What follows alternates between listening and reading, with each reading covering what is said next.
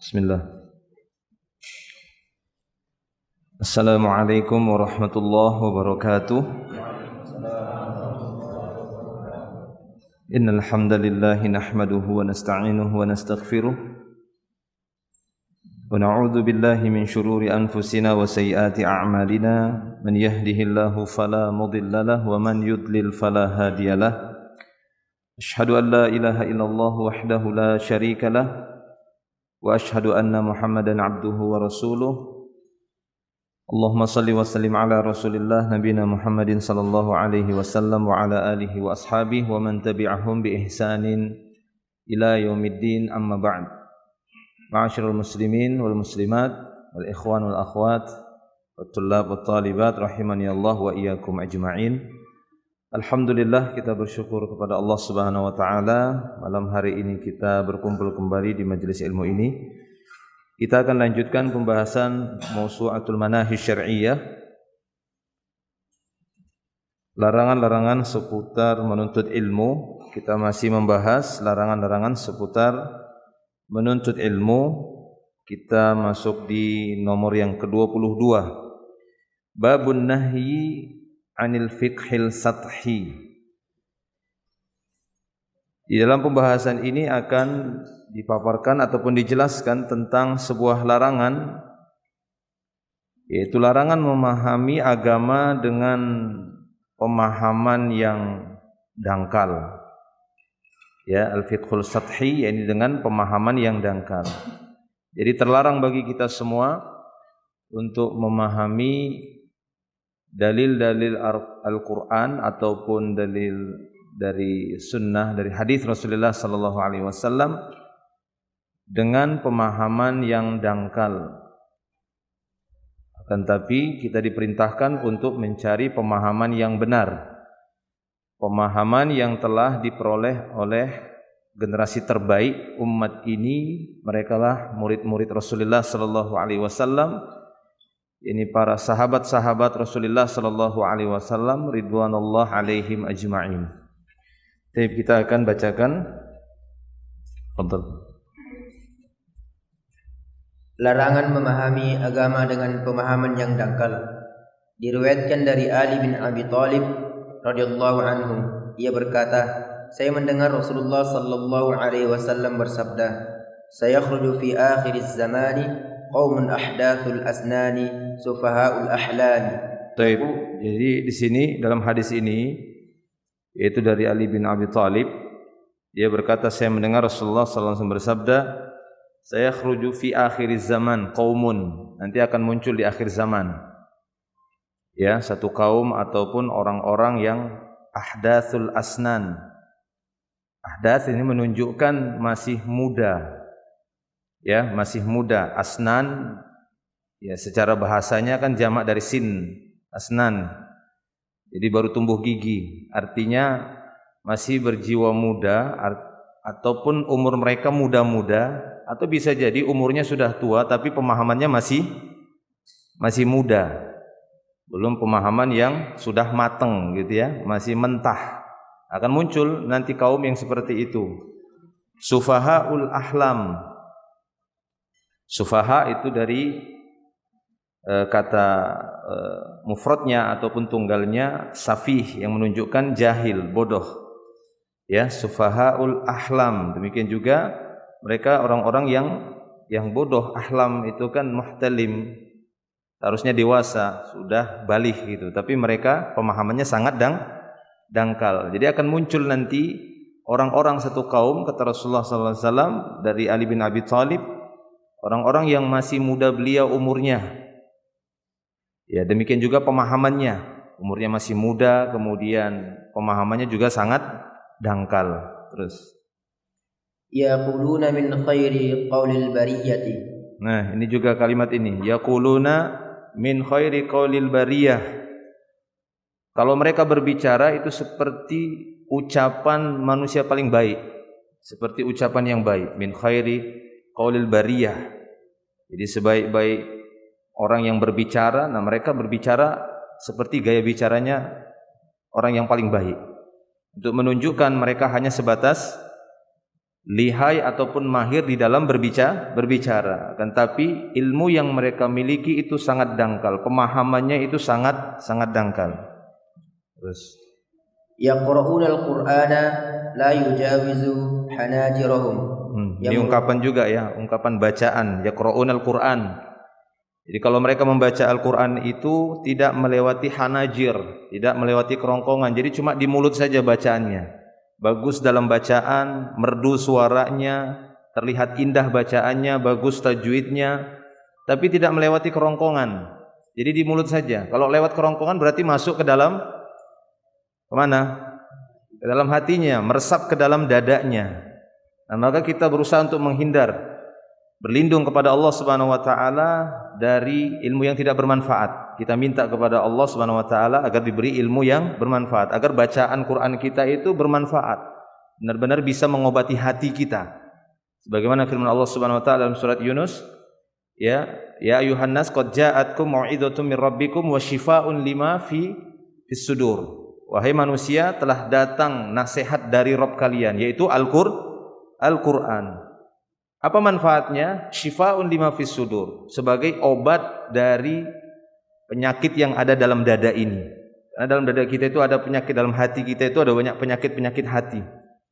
Yaitu obatnya terutama adalah pemahaman, keyakinan. Itu bisa diobati dengan Al-Quran. Jadi bacaan mereka hanya sebatas di bibir saja, indah, terlihat indah di lisan saja. Yamruquna minad din kama yamruqus sahmu minar ramiyati. Jadi mereka melesat dari agama, yamruquna minad din, keluar dari agama ini, kama yamruqus sahmu minar ramyah, sebagaimana sahm itu melesat, ya, melesat sangat cepat dari ramyahnya, dari busurnya, cepat melesatnya. Seperti itu sifat mereka. Makanya hadis ini lebih mengarah kepada kaum Khawarij yang sangat cepat keluar dari agama ini dan sangat cepat mereka mengkafirkan orang lain, kaum muslimin. Terus fa idza laqitumuhum faqtuluhum fa inna fi qatlihim ajran liman qatalahum indallahi yaumal qiyamati. Beliau sallallahu alaihi wasallam di akhir hadis ini mengatakan, jika kalian ketemu mereka, bunuh mereka. Faqtuluhum fa inna fi qatlihim, karena pada membunuh mereka itu ada ajr, ada pahala bagi yang membunuh mereka di sisi Allah pada hari kiamat. Ini hadisnya umum, bagaimana bentuk membunuh mereka, memerangi mereka, menyerang mereka, itu nanti akan ada pembahasan tersendiri yang jelasnya itu harus mengikuti Amirul Mukminin jika ada Amirul Mukminin, ataupun setidaknya secara umum mengikuti arahan dari penguasa, bersama penguasa, agar tidak terjadi fitnah di antara sesama kaum muslimin dengan saling menuduh Khawarij, saling menyerang karena tuduhan bahwasanya mereka Khawarij, maka ini justru akan menimbulkan mafsadat yang lebih besar. Baik, lanjut hadis berikutnya. Insyaallah terjemahannya yang punya buku baca sendiri. Kurang lebih seperti itu. Diriwayatkan dari Abu Sa'id Al-Khudri radhiyallahu anhu. Abu Sa'id Al-Khudri radhiyallahu anhu, ia berkata, Rasulullah sallallahu alaihi wasallam bersabda, "Inna min di'di hadza qauman yaqra'una al-Qur'ana la yujawizu hanajirahum yamruquna minal islami muruqas sahmi minar ramiyati yaqtuluna ahlal islami wa yad'una ahlal awthani la in adraktuhum la'aqtulannahum qatla 'adin." Sesungguhnya dari keturunan orang ini akan muncul sekelompok orang yang membaca Al-Quran tapi tidak melewati kerongkongan mereka. Mereka keluar dari Islam seperti anak panah yang melesat dari busurnya. Mereka membunuhi orang Islam dan membiarkan para penyembah berhala. Andai kata aku menemukan mereka, maka akan kutumpas mereka sampai ke akar-akarnya. Nah, ini hadis yang berikutnya dari Abu Sa'id Al-Khudri radhiyallahu anhu, dia berkata bahwa Rasulullah SAW bersabda, inna min di'i hada qauman, nanti akan ada keturunan dari orang ini. Nanti lebih jelas siapa orang tersebut dalam hadis yang berikutnya, insyaallah akan kita lewati. Ini seorang yang sholatnya, ketika dia sedang sholat kemudian beliau menawarkan siapa yang membunuh orang ini, sehingga sebagian sahabat pun bingung gimana membunuh orang yang sedang salat, ya, tapi dari dia nanti akan keluar generasi-generasi yang akan merusak umat, ya. Baik, ini dimaksud oleh beliau dalam hadis ini. Ini bahwasanya dari keturunan orang ini akan muncul sekelompok orang yang akan membaca Al-Qur'an sama seperti hadis sebelumnya. Yaqra'una al-Qur'ana la yujawizu hanajirahum. Yamruquna minal Islam muruqas sahmi minar ramyah. Mereka akan keluar dari Islam, sehingga ada sebagian para ulama menyatakan bahwasanya Khawarij itu telah keluar dari Islam. Ya, Khawarij itu sudah keluar dari Islam. Tapi sebagian yang mengatakan bahwasanya Khawarij belumlah keluar dari Islam karena dilihat dari kesalahpahaman mereka dan tujuan mereka itu benar. Tujuan mereka apa? Untuk membela Islam, untuk menegakkan agama Islam, akan tetapi caranya yang salah dan memahaminya salah. Sehingga mereka mudah sekali keluar dari Islam. Yaqtuluna ahlal Islam, justru mereka akan membunuhi orang-orang Islam itu sendiri. Wa yad'una ahlal authan, dan akan membiarkan para penyembah berhala. Oleh karena itu kita harus bersikap adil dan harus bersikap seimbang tatkala menyikapi kesalahan-kesalahan yang kita temukan di antara sesama kaum muslimin. Ketika masih terlihat mereka adalah muslim, maka jangan kita samakan seperti orang-orang kafir. Ya. Sejelek-jelek atau seburuk apapun akhlak seorang muslim, ketika dia masih muslim, bukan ingin membela kejahatan seorang muslim, bukan. Tapi seburuk-buruk apapun akhlak seorang muslim, maka dia masih tetap dijanjikan dengan surga. Selama masih terlihat keislamannya, maka Allah Ta'ala akan memasukkan ke dalam surga siapapun yang di dalam hatinya masih ada keimanan, walaupun seberat biji sawi, ya, walaupun hanya seberat zarrah. Nah, adapun orang-orang di luar Islam seperti yang pernah kita bahas, tidak ada pujian dan tidak ada keutamaan bagi orang-orang kafir, penyembah berhala yang jelas dengan kekufurannya, walaupun mereka memiliki kelebihan di dalam akhlak, kelebihan di dalam kebaikan dan yang lainnya, tapi tetap kita katakan mereka adalah musuh-musuh Allah Subhanahu wa taala yang diancam oleh Allah dengan kekal di dalam neraka. Baik. Nah, jadi berbeda dengan ini yang disebutkan oleh beliau sallallahu alaihi wasallam, justru mereka akan membunuhi ahlul Islam, membiarkan ahlul authan. La in adraktuhum, sekiranya aku bertemu dengan mereka, la aqtulannahum qatla'at. Akan aku perangi mereka, akan aku bunuh mereka sebagaimana terbunuhnya kaum 'Ad. Maksudnya akan dihabisi sampai ke akar-akarnya. Baik. Istamir. Diriwayatkan dari Abu Wa'il, ia berkata, seorang lelaki bernama Nahik bin Sinan datang menemui Abdullah bin Mas'ud radhiyallahu anhu dan berkata, wahai Abu Abdurrahman, bagaimanakah engkau membaca ayat ini? Dengan huruf alif, yakni mimma'in ghairi asin, ataukah dengan ya, yakni min ma'in ghairi yasin? Maka Ibnu Mas'ud pun balik bertanya, apakah seluruh isi Al-Quran telah habis engkau pelajari kecuali huruf ini? Ia menjawab, sesungguhnya aku membaca surat-surat mufassal dalam satu rakaat. Abdullah bin Mas'ud menimpali, apakah engkau komat kamit seperti membaca syair? Sesungguhnya sejumlah orang membaca Al-Quran tapi tidak melewati kerongkongan mereka. Akan tetapi manakala bacaan itu meresap ke dalam hati dan bersemayam di dalamnya, maka barulah memberi manfaat. Ini satu kisah dari Abu Wa'il bagaimana seorang laki-laki yang datang kepada salah seorang sahabat, Abdullah bin Mas'ud atau Abu Abdurrahman, yang menanyakan cara baca satu ayat, ya, min ghairi asin atau min ghairi yasin, yaitu tentang tentang surga, gitu ya, disebutkan dalam surat Muhammad, gitu ya, surat Muhammad, ketika Allah Subhanahu wa taala menyebutkan dijanjikan bagi orang bertakwa itu surga Allah Subhanahu wa taala yang di dalamnya ada khamar, ada laban, gitu ya, ada ma min ghairi asin, min ma'in ghairi asin. Nah, ini dibaca min ma'in ghairi asin atau ghairi yasin, pakai alif hamzah atau pakai ya. Maka Abdullah bin Mas'ud pun bertanya kepadanya, apakah seluruh Al-Qur'an itu sudah habis kau pelajari? Sehingga ini sangat penting untuk kau ketahui apakah yasin ataukah asin. Tujuannya apa? Abdullah bin Mas'ud ingin menyampaikan kepadanya bahwa yang terpenting dari Al-Quran tersebut bukan hanya sebatas mempelajari huruf huruf-hurufnya ataupun cara bacanya saja. Ini menjadi tanbih bagi kita semua, peringatan bagi kita semua bahwa mempelajari tajwid itu penting. Ya, tapi bukan itu puncaknya sehingga menghabiskan waktu kita terus hanya sebatas belajar tajwid saja. Cukuplah sekedar memang bacaan kita tersebut tidak terjatuh kepada lahan, tidak terjatuh kepada kesalahan sehingga bisa merubah makna. Itu insyaallah sudah cukup. Karena yang terpenting bagi kita adalah bagaimana kita memahami ayat-ayat tersebut agar tidak salah faham. Sehingga tepat di dalam pengamalannya, mengamalkannya.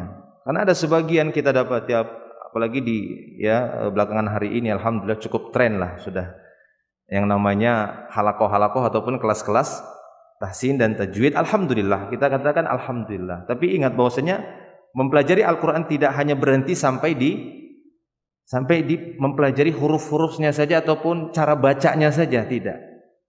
Ya, tapi kepada tafsirnya, memahaminya dan seterusnya.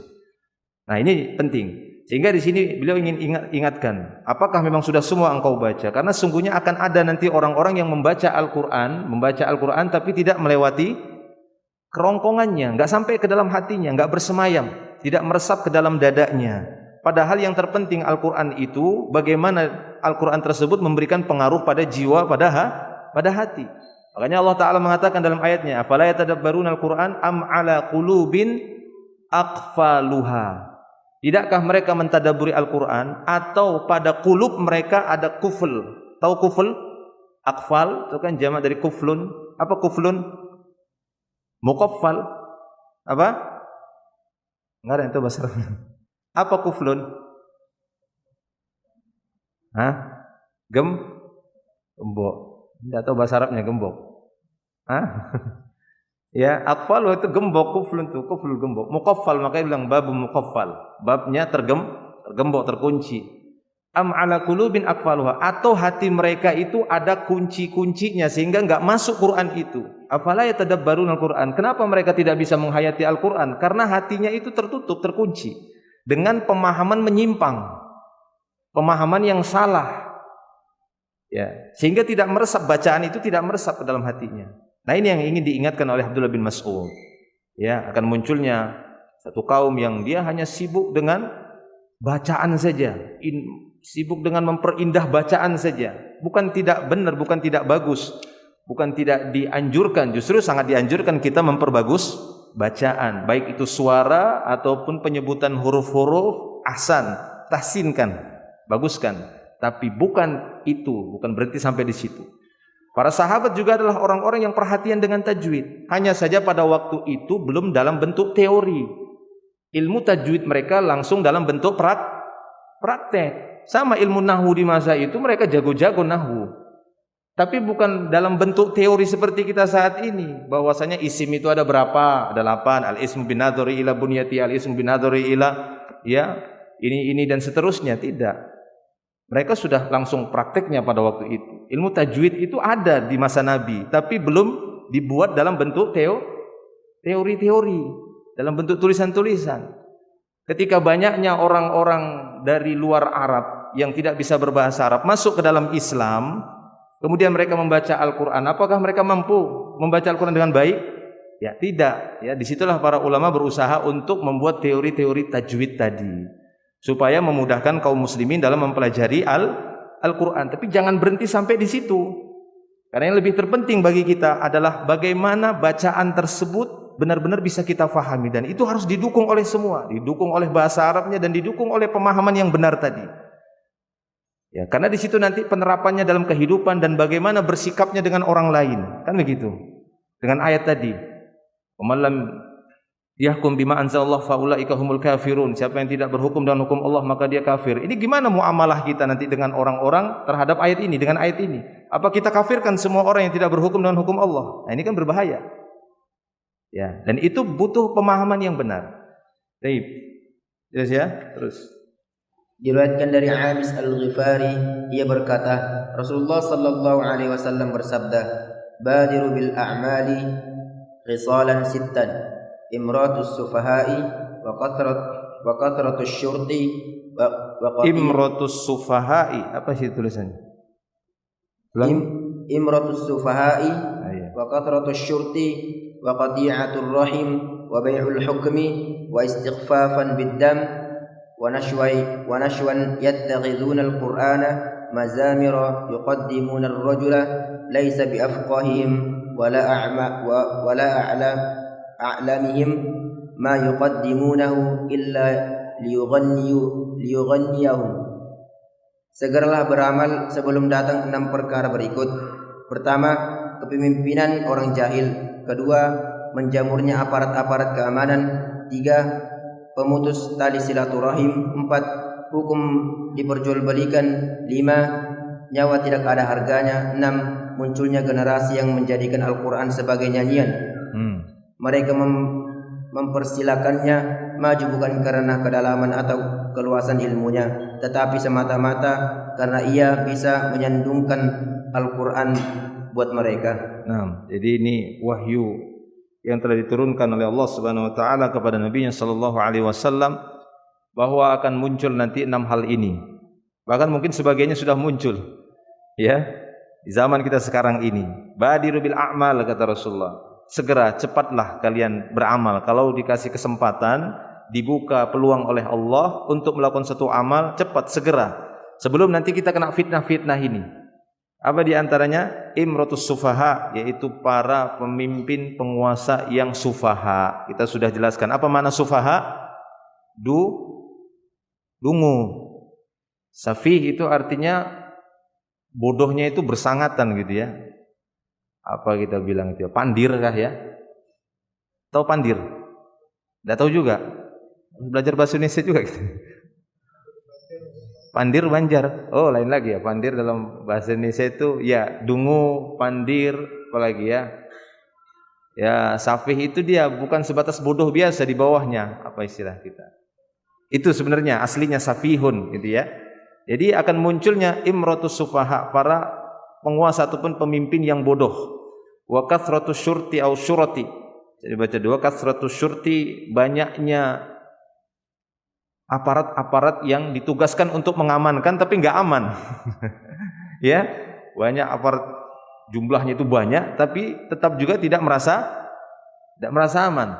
Masih banyak juga kecurian, masih banyak yang dizalimi ini. Padahal banyak jumlahnya, tapi enggak tahu gitu. Kenapa masih terjadi kekacauan? Itu dia fitnah-fitnahnya.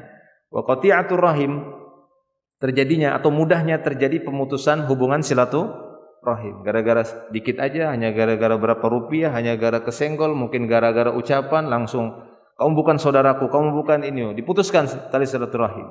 Ini dia tanda-tandanya. Wa bai'ul hukmi, jual beli hukum. Hukum itu bukan untuk ditegakkan tapi untuk dijual belikan, sehingga orang-orang pun mengambil keuntungan dari pembuatan hukum-hukum tersebut. Istighfafan biddam, ini mudahnya orang menumpahkan darah, sehingga orang tidak berpikir panjang ketika untuk menumpahkan darah orang lain.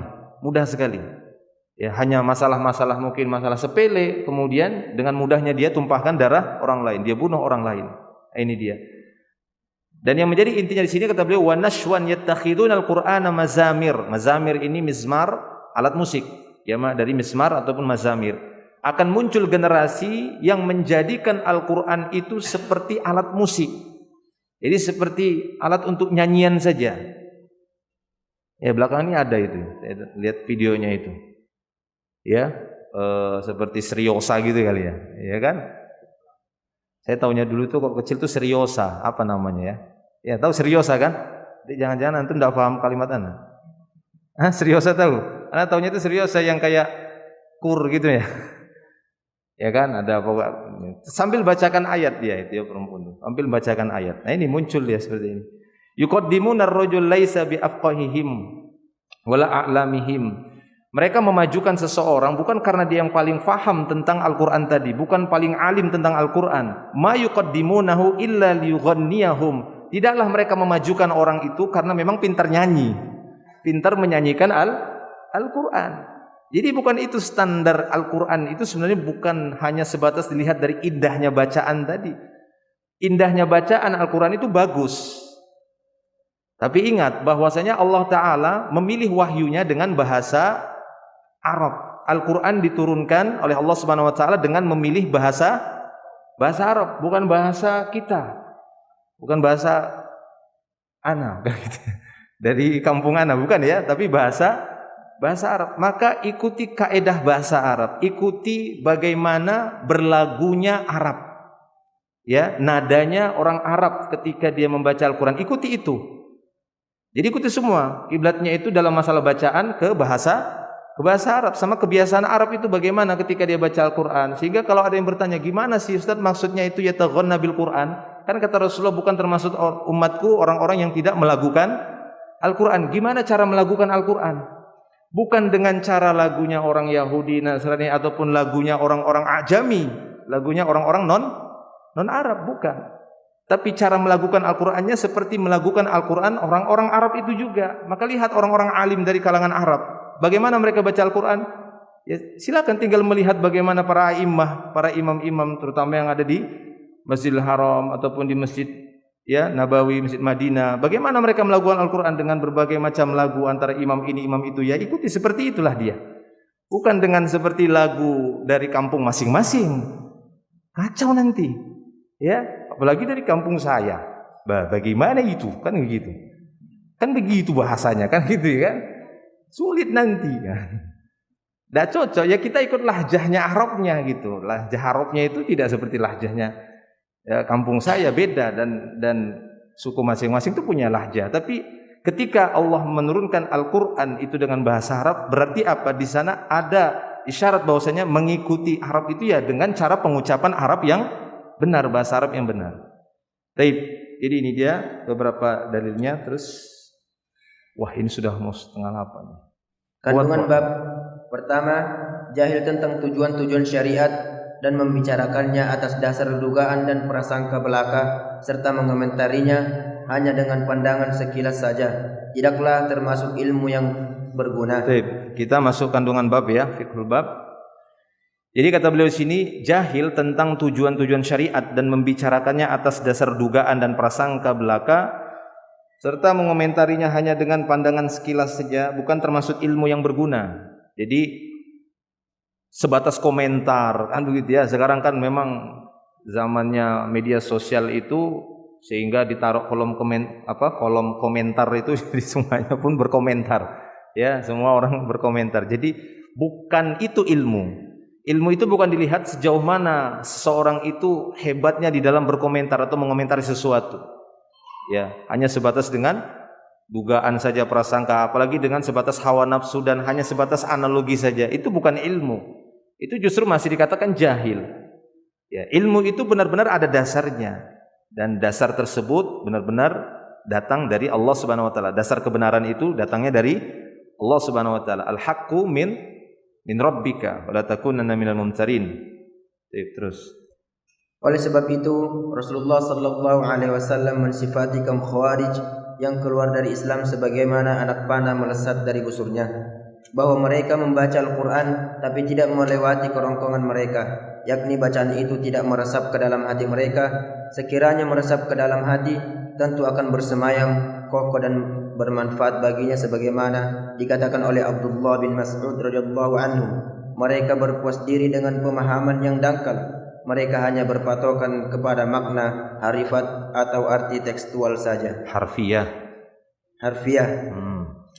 Atau arti tekstual saja. Ya.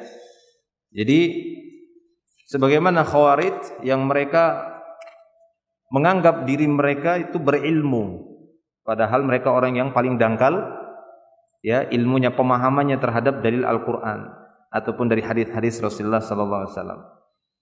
Apa yang mereka baca itu tidak meresap ke dalam hatinya, tidak diberikan atau tidak dibuka oleh Allah taala pemahaman atas mereka. Ya, karena dosa-dosa mereka, karena kesalahan mereka, sehingga mereka terkena syubhat namanya. Syubhat adalah sebuah keadaan di mana kebenaran itu masih rancu pada dirinya, bukan pada hakikat aslinya datangnya gitu ya, pada dirinya, pada pemikirannya, dalam hatinya. Ya, seperti yang disebutkan oleh Abdullah bin Mas'ud tadi. Nah, namun terkadang kita dapati ada sebagian orang ataupun seperti Khawarij tadi, mereka justru berpuas diri, merasa bangga dengan apa yang mereka fahami, dengan anggapan bahwasanya itulah ilmu. Apa yang mereka fahami itulah ilmu. Ya, oleh karena itu tidak boleh kita hanya berpatokan hanya sebatas dari huruf-huruf dalil itu saja seperti yang disebutkan tadi. Walaupun benar bahwasanya di dalam membantu kita memahami Al-Qur'an, wasilahnya, sarananya dengan berusaha memahami bahasa Arab tersebut. Bahasa Arab itu sampai huruf-hurufnya itu kan ada makna. Ya, ada maknanya. Yang nanti dengan itu mudah kita untuk memahami apa makna di balik itu semuanya. Namun tidak boleh kita lepas dari orang yang pertama kali mengajarkannya, yaitu lepas dari pemahaman yang telah diajarkan oleh Nabi SAW kepada para sahabat-sahabatnya. Tidak boleh bagi kita masing-masing kita dengan mengandalkan bahasa Arab saja, bisa bahasa Arab, kemudian baca Quran, kemudian dengan seenaknya kita menafsirkan dan memahaminya. Nah, ini justru berbahaya. Karena sesungguhnya setiap orang itu punya kepala dan masing-masing kepala itu beda pemahaman. Tapi yang kita jadikan rujukan, referensi adalah kembali kepada Rasulullah sallallahu alaihi wasallam, karena beliaulah yang telah diperintahkan oleh Allah Subhanahu wa taala untuk menerangkan kepada manusia makna Al-Qur'an tadi. Terus kedua, sesungguhnya lemah pandangan dan lemah agama, minimnya pengetahuan tentang agama dan mengetahui rahasia dan maksudnya menjadikan seseorang ia menganggap dirinya masuk ke dalam barisan ulama atau fuqaha, padahal ia termasuk dalam deretan orang-orang jahil. Ia berkutat dengan secuil ilmu yang ia miliki tanpa pegangan dan tanpa ikatan. Ia hanya melihat secara garis besar saja dan belum meneliti lebih jauh nas-nas yang ada agar dapat menghubungkan antara kaidah-kaidah juz'iyah atau substantif dengan kaidah-kaidah kulliyah, inti atau pokok. Ia bersandar kepada kaidah juz'iyah untuk merubuhkan kaidah kulliyah, sehingga sekilas terlihat ia seolah telah memahami seluruh maknanya, padahal ia tidak mengetahui inti yang dimaksud. Oleh sebab itu ia sangat mudah tersesat dan kehilangan arah serta kehilangan tujuan. Ia laksana orang yang berjalan tak tentu arah di malam kelam. Nah, ini pentingnya bagaimana disebutkan oleh para ulama tentang metodologi, ya, metodologi memahami Al-Qur'an dan hadis. Ya, apa metodologinya, apa manhajnya di dalam memahami Al-Qur'an dan hadis tadi. Ya, sehingga muncullah dikatakan manhaj, ya, salafus saleh. Kita memahami Al-Qur'an dan hadis tersebut dengan metodologi yang telah diwariskan oleh Nabi sallallahu alaihi wasallam kepada murid-murid beliau, ini para sahabat-sahabat Rasulullah sallallahu alaihi wasallam ridwanullah alaihim ajma'in dan seterusnya, kaum, ya, tabi'in dan atba'ut tabi'in. Nah, itu penting. Ya, itu penting. Kenapa? Supaya nanti pemahaman itu jangan justru merubuhkan dalilnya itu lagi. Justru akan menjadikan dalil itu jadi tidak berfungsi. Dalil itu justru tidak terbuka jadinya, tidak terbuka hukum yang diinginkan dari dalil tadi, Al-Qur'an ataupun hadis. Sebagaimana disebutkan oleh beliau di sini. Ya, dia hanya sebatas berkutat berbicara di seputar juz'iyahnya saja. Padahal itu perkara yang cabang, perkara yang inti dan pokoknya justru dia tidak kuasai, tidak pahami apa sebenarnya tujuannya. Ya, apa sebenarnya tujuan dari dalil tersebut, mau dibawa kemana? Nah, itu penting untuk kita ketahui dari orang yang telah direkomendasikan oleh Allah Subhanahu wa taala untuk menerangkan dalil-dalil tersebut, baik itu Al-Qur'an ataupun hadis-hadis Rasulullah sallallahu alaihi wasallam tersebut, yaitu Rasulullah sallallahu alaihi wasallam. Makanya dua hal tadi, Al-Qur'an dan hadis ini kan tidak bisa dipisah. Tidak bisa dipisah. Kenapa? Karena Allah Subhanahu wa taala di dalam Al-Qur'an telah banyak menyebutkan bahwa beliau sallallahu alaihi wasallam memang yang ditugaskan oleh Allah taala untuk menjelaskan Al-Qur'an, dan penjelasan dari Al-Qur'an tersebut itu adalah hadis-hadis Rasulullah sallallahu alaihi wasallam. Ketika Allah taala menjamin Al-Qur'an itu dijaga sampai hari kiamat, maka secara otomatis Allah Ta'ala juga akan menjaga pemahaman Al-Quran tadi, yaitu dari hadis-hadis Rasulullah SAW tadi akan dijaga oleh Allah Ta'ala sampai hari kiamat. Ya, jadi ini yang terkadang membuat sebagian orang tersesat karena dia tidak memahami apa inti dari dalil tersebut, sehingga dia disibukkan hanya perkara cabang yang sifatnya itu, ya, bukan pokok. Justru dia akan mengalahkan yang menjadi tujuannya, yang menjadi inti dan pokoknya. 6.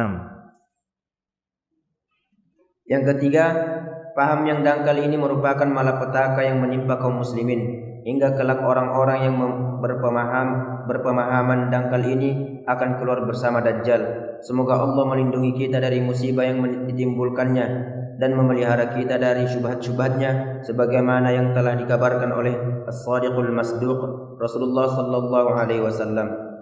Diriwayatkan dari Abdullah bin Umar radhiyallahu anhuma, ia berkata, Rasulullah sallallahu alaihi wasallam bersabda, "Yansha'u nash'un yaqra'una al-Qur'ana la yujawizu taraqiyahum, kullama kharaja qarnun quti'a hatta yakhruja fi a'radihi ad-dajjal."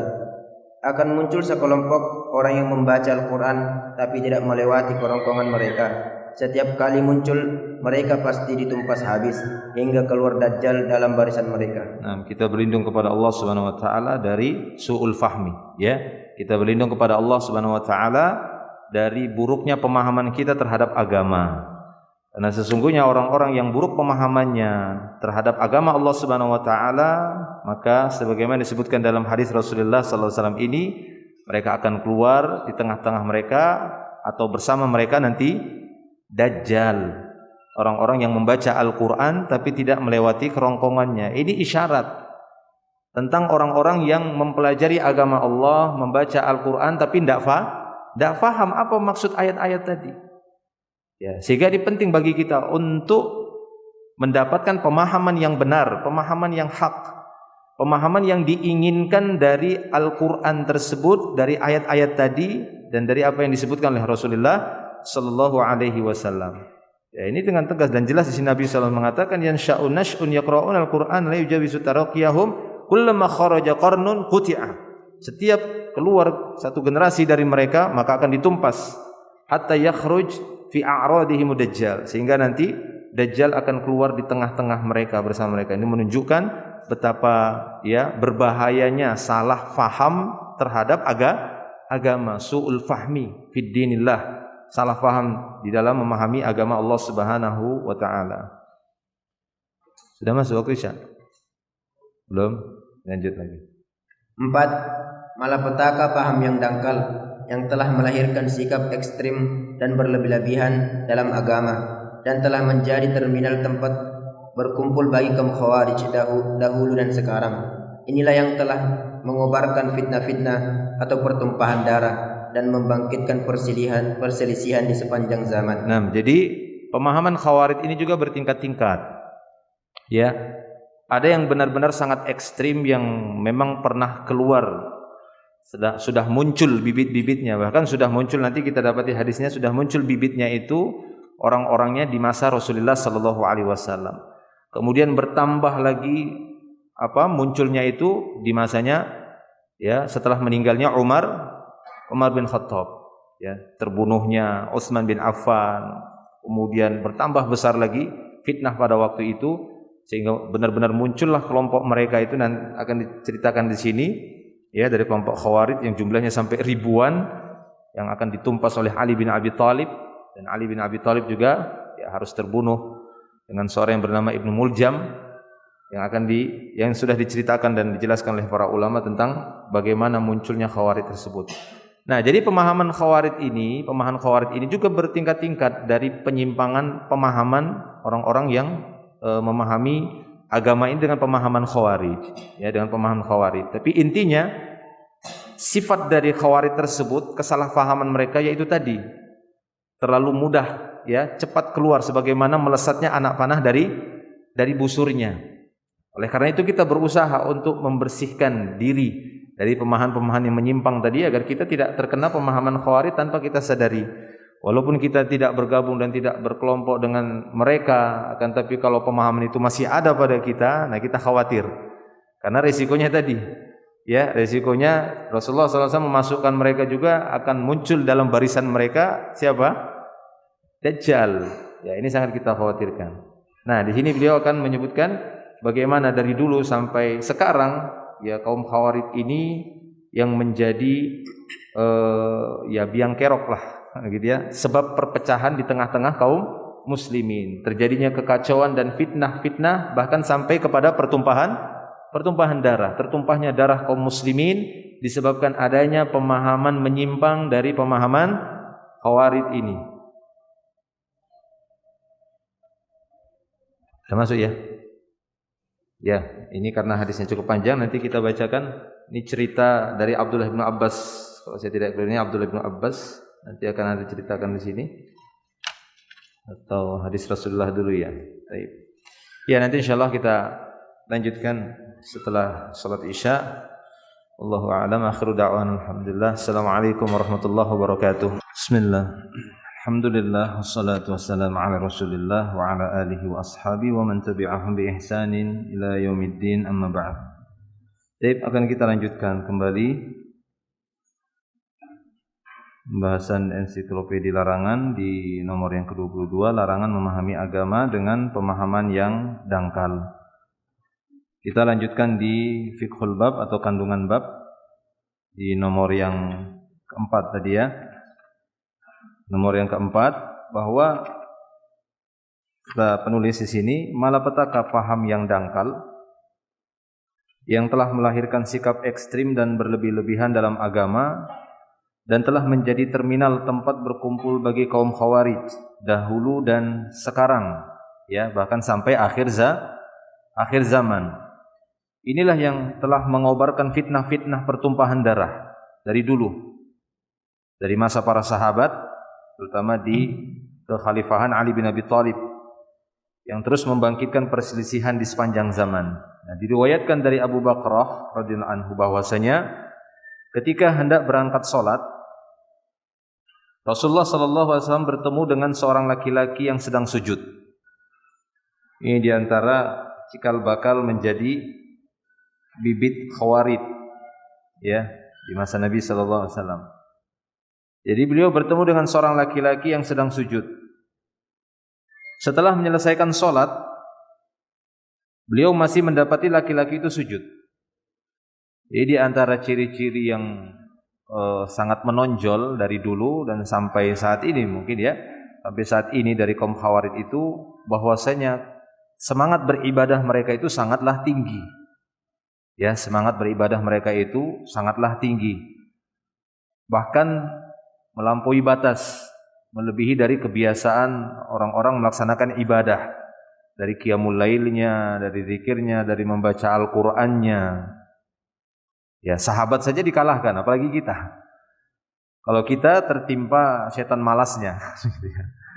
Kalau kaum Khawarij itu, ya, setan itu membisikkan kepada mereka, was-was setan kepada mereka untuk bersikap melampaui batas. Taib. Nah, maka beliau masih mendapati laki-laki itu sujud. Lalu beliau pun bangkit dan berkata, "Man yaqtul hadza?" Siapa yang mau bunuh ini? Laki-laki ini. Faqama rajulun, maka seorang di antara sahabat pada waktu itu yang bersama Nabi sallallahu alaihi wasallam pun berdiri, bangkit. Faqama rajulun, fahasara an yadayhi. Dia pun fahasara yadayhi, menyingsingkan lengan, ya, lengan bajunya lah, kan begitu. Fahasara an yadayhi fakhtarata sayfah. Kemudian sudah dia hunus pedangnya, wahazzahu, kemudian akan dia ayunkan. Tsumma qala, kemudian dia berkata, "Ya Nabi Allah, bi abi anta wa ummi." Ayah dan ibuku sebagai tebusannya. "Kaifa aqtulu rajulan sajidan yashhadu an la ilaha illallah wa anna Muhammadan abduhu wa rasuluh." Ini yang akan menimbulkan kebingungan. Inilah yang akan menimbulkan kekacauan. Ya, orang-orang seperti ini. Nabi sallallahu alaihi wasallam sebenarnya membolehkan untuk membunuhnya. Tapi laki-laki yang sudah siap membunuh ini, dia pun ketika mau mengayunkan pedangnya, dia berpikir, "Loh, bagaimana saya membunuh seorang yang sedang salat, yang sedang sujud dan bersaksi bahwasanya tidak ada ilah yang berhak diibadahi kecuali Allah dan bersaksi bahwasanya Muhammad adalah utusan Allah. Bagaimana saya membunuh orang seperti ini ya Rasulullah?" Tsumma qala, kemudian beliau pun berkata lagi, "Man yaqtulu hadza?" kata Rasulullah. Siapa yang mau bunuh orang ini? Lagi salat. Orang-orang sudah selesai salat, Rasulullah sudah selesai salat, dia masih salat terus. Makanya di antara ciri-ciri kaum Khawarij yang nanti akan didatangi oleh Abdullah bin Abbas, ya, ciri-ciri mereka sampai dahi mereka itu menghitam. Ya. Anggota sujud kan ada 7 itu ya, sampai tangan itu kapelan ininya. Ya, kita bilang apa ya? Sampai keras begitu ya. Saking lamanya sujud, lutut mereka, saking lamanya sujud. Nah, maka beliau sallallahu alaihi wasallam bertanya kembali, "Man yaqtulu hadza?" Siapa yang mau membunuh orang ini? Faqama rajulun, berdiri lagi satu orang yang lainnya. Faqala ana. Kata laki-laki itu, "Aku ya Rasulullah." Fahasara an dira'ai, maka dia pun menyingsingkan lengan bajunya, fakhtarata sayfah wa hazzahu hatta ar'adat yaduhu. Dia pun menghunus pedangnya dan akan mengayunkannya, bahkan terlihat tangannya itu bergetar. Ini orang lagi sujud mau ditimpas kan begitu ya, mau ditebas pakai pedang. Dan Rasulullah SAW yang telah membolehkannya. Siapa yang membunuh? Berarti kan sudah dibolehkan. Beliau adalah utusan Allah Subhanahu Wa Taala. Ya, maka orang tersebut pun sambil tangannya ar'adat yaduhu, tangannya sambil bergetar, dia pun berkata, "Ya Nabi Allah, kaifa aqtulu rajulan sajidan?" Bagaimana aku membunuh seorang yang sedang sujud, yashhadu an la ilaha illallah wa anna Muhammadan abduhu wa rasuluh, sama seperti orang sebelumnya. Bagaimana aku akan membunuh orang yang sedang sujud, sementara dia juga telah bersaksi bersyahadat la ilaha illallah Muhammad Rasulullah. Faqala Rasulullah SAW, maka beliau pun berkata, "Walladzi nafsi biyadihi law qataltumuhu lakana awwala fitnah wa akhiraha." Kata beliau, demi Allah yang jiwaku berada di tangannya, kalau sekiranya kalian membunuh dia, maka ini merupakan awal dan akhir fitnah. Ini merupakan awal dan akhir dari fitnah yang akan menimpa umat ini. Kemudian dalam riwayat yang lain dari hadis Anas radhiyallahu anhu ditambahkan, Rasulullah sallallahu alaihi wasallam berkata, "Siapakah di antara kalian yang bersedia membunuh laki-laki ini?" Pada waktu itu ada Ali. Ali pun berkata, "Saya ya Rasulullah." Rasulullah berkata, "Engkaulah yang membunuhnya, ya, engkaulah yang akan membunuhnya jika engkau masih menemukannya." Lalu Ali pun segera mendatangi laki-laki itu, namun ia tidak menemukannya. Lalu ia kembali menemui Rasulullah sallallahu alaihi wasallam. Rasulullah sallallahu alaihi wasallam bersabda, "Apakah engkau telah membunuhnya wahai Ali?" Ali menjawab, "Aku tidak tahu kemana dia pergi. Dia sudah keburu pergi." Maka Rasulullah sallallahu alaihi wasallam bersabda, "Laki-laki itu adalah kelompok pertama yang keluar dari umatku. Kalaulah engkau membunuhnya, niscaya umatku tidak akan saling berselisih. Niscaya umatku tidak akan saling berselisih. Kalau sekiranya engkau berhasil tadi membunuhnya, tapi ternyata tidak berhasil dibunuh karena dia sudah pergi lebih dahulu." 6. Jadi para jemaah subhanahu wa taala, jadi ini ya faedah yang keempat disebutkan oleh beliau, bagaimana malapetaka dari pemahaman yang dangkal itu akan melahirkan sikap ekstrim tadi, khususnya dari kalangan Khawarij yang sudah muncul bibitnya itu di masa Nabi sallallahu alaihi wasallam, sebagaimana yang disebutkan dari beberapa riwayat hadis tadi. Kemudian kandungan bab yang kelima, ya, fiqhul bab yang kelima, kata beliau, salah satu contoh faham yang dangkal adalah kisah dialog yang sangat terkenal. Ya, dialog ini antara Abdullah bin Abbas yang sangat dikenal sebagai turjumanul Quran, penterjemah Al-Quran, tapi makna terjemah di sini bukan terjemahan secara bahasa ya. Dia dijulukin, Abdullah bin Abbas itu dijuluki turjumanul Quran atau habrul ummah, ya, pendetanya umat ini ataupun ahlul ilminya, ulamanya umat ini, yaitu Abdullah bin Abbas. Ya, jadi salah satu contoh paham yang dangkal adalah kisah dialog yang terkenal antara Abdullah bin Abbas radhiyallahu anhuma dengan kaum Khawarij. Dalam dialog ini Ibnu Abbas yang bergelar turjumanul Quran ataupun habrul ummah berhasil mematahkan kebohongan kaum Khawarij dan kedangkalan ilmu mereka, ya, serta minimnya pemahaman mereka terhadap agama. Hanya bersandar pada dalil itu saja, tapi tidak faham apa makna dalil tersebut, tidak faham kaitannya dengan hal ini dan hal itu. Dialog ini juga menunjukkan bagaimana kedalaman fikihnya sahabat radhiyallahu anhum dan keluasan ilmu mereka serta kemantapan mereka dalam memahami firman Allah Subhanahu wa taala dan sabda Rasulnya. Jadi tidak ada generasi yang lebih faham terhadap Al-Qur'an, ya, dan yang lebih faham terhadap sunnah Rasulullah sallallahu alaihi wasallam, terhadap hadis-hadis Rasulullah sallallahu alaihi wasallam dibandingkan para sahabat-sahabat Rasulullah sallallahu alaihi wasallam, karena mereka langsung santri-santrinya Nabi. Ya, mereka langsung santri-santrinya Nabi yang belajar langsung kepada Nabi, yang melihat gerak lidahnya Nabi, melihat langsung bibirnya Nabi, melihat bacaannya Nabi, melihat prakteknya Nabi dalam satu ayat ini dan ayat itu, dan melihat bagaimana proses turunnya ayat per ayat, ya, kepada Rasulullah sallallahu alaihi wasallam. Jadi tidak ada yang lebih paham dari generasi yang ada pada umat ini sampai akhir zaman yang lebih baik pemahamannya dibandingkan para sahabat. Baik. Ketika kaum Haruriyah, ada kaum Haruriyah itu julukan untuk kaum Khawarij pada waktu itu yang berkumpul di sebuah tempat namanya Harura. Ya, yang berkumpul di sebuah tempat namanya Harura. Saking hulunya wanita-wanita mereka ketika sudah selesai haid maka tetap diharuskan mengqadha salat. Ya kan? Ya, sampai seperti itu, saking mereka hulunya. Padahal di dalam sunnah Nabi SAW hanya memerintahkan kaum wanita yang haid hanya mengqadha apanya? Puasa. Ya, antum yang punya istri disuruh qadha juga salatnya. Ya, nanti jadi kaum Khawarij nanti. Ya, sampai mereka itu saking mereka itu hulunya itu ekstrimnya dengan alasan dengan tujuan untuk taat supaya tidak ada amalan itu yang terlewatkan. Para wanita mereka haruskan mengqadha salat setelah masa haidnya. Nah, ini kan merepotkan, memberatkan. Sementara Allah Taala sudah meringankan. Makanya dalam hadis kan Rasulullah mengatakan Allah itu sangat suka rukhsahnya itu diambil. Ya, Allah Taala itu suka rukhsahnya itu diambil.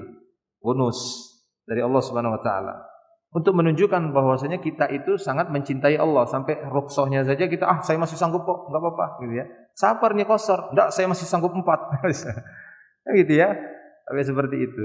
Ambil, Allah Taala senang, suka jika rukhsahnya itu diambil. Nah, ketika kaum Haruriyah, salah satu sekte Khawarij yang mengasingkan diri di sebuah kampung, Harura. Saat itu mereka berjumlah kurang lebih 6.000 orang. Dalam riwayat ini disebutkan 6.000, tapi beberapa riwayat ada yang menyebutkan 8.000. Ya, Allahu a'lam. Di sini kita melihat riwayatnya 6.000 orang. Mereka sepakat melakukan pembangkangan terhadap Ali bin Abi Thalib radhiyallahu anhu. Ya, fitnah pada waktu itu setelah terjadinya perang Jamal, Siffin, perang Jamal akibat salah pahamnya pada waktu itu di antara kaum muslimin, kubunya Ali bin Abi Thalib dengan pada waktu Aisyah radhiyallahu anha dengan Thalhah dan Zubair masalah ya. Jadi salah pahaman padahal tujuannya mereka berangkat waktu itu adalah untuk melakukan damai.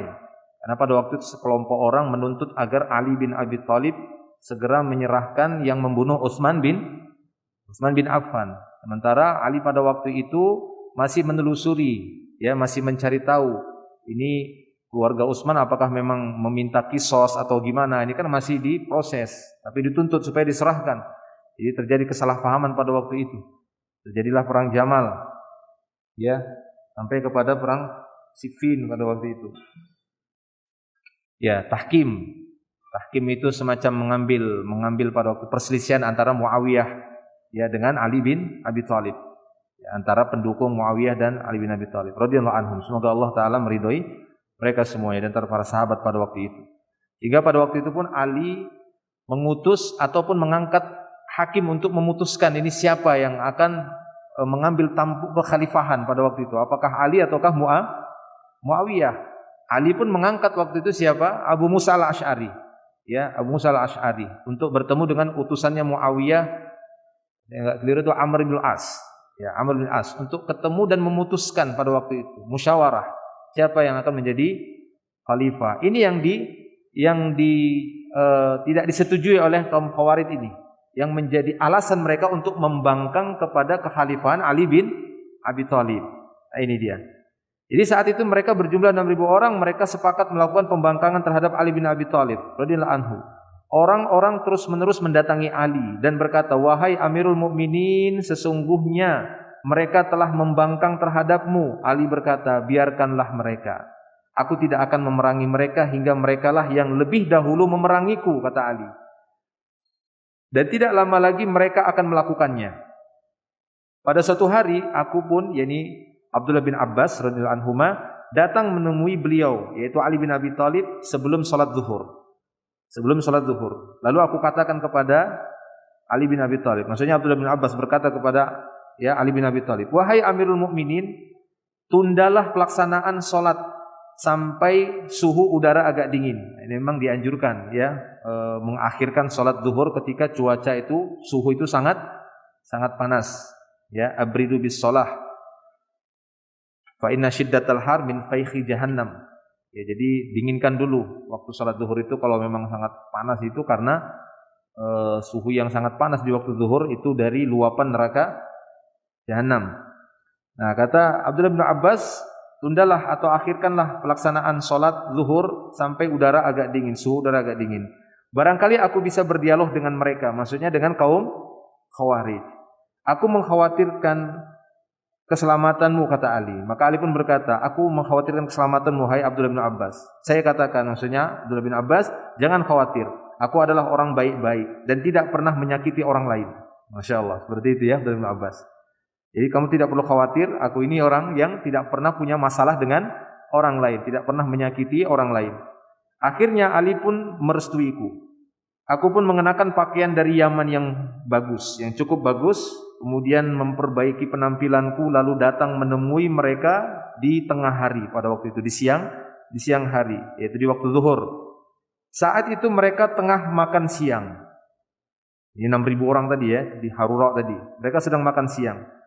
Belum pernah aku lihat orang yang lebih tekun beribadah daripada mereka. Ya, ini Abdullah bin Abbas. Melihat ibadah mereka itu sangat menakjubkan. Jadi semangat sekali mereka itu beribadah, tidak putus-putus salatnya. Terus ya, membaca Al-Qur'annya, salatnya dan yang lainnya. Jadi sampai-sampai dia mengatakan belum pernah aku melihat orang yang lebih tekun beribadah itu dibandingkan mereka. Kulihat dahi mereka itu menghitam karena terlalu lama sujud. Tapi jangan memvonis setiap orang yang dahinya hitam kemudian Wahabi ya. Wahabi. Khawarij. Ikut-ikutan medsos. Kebanyakan nonton medsos gitu sudah. Wahabi. Ya.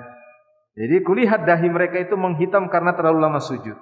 Tangan mereka itu kapalan seperti tapak kaki unta, tebal sininya itu ya. Ya, karena saking lamanya itu begini. Dan sujudnya mereka itu benar-benar sunnah gitu ya, sesuai Nabi direnggangkan, dan ketika tangan ini direnggangkan memang kan bobot badan itu sangat berat untuk ditahan, sehingga di sini akan mengakibatkan kapalan kalau cukup yang lama gitu ya. Kemudian kepala juga, badan agak memanjang ke depan.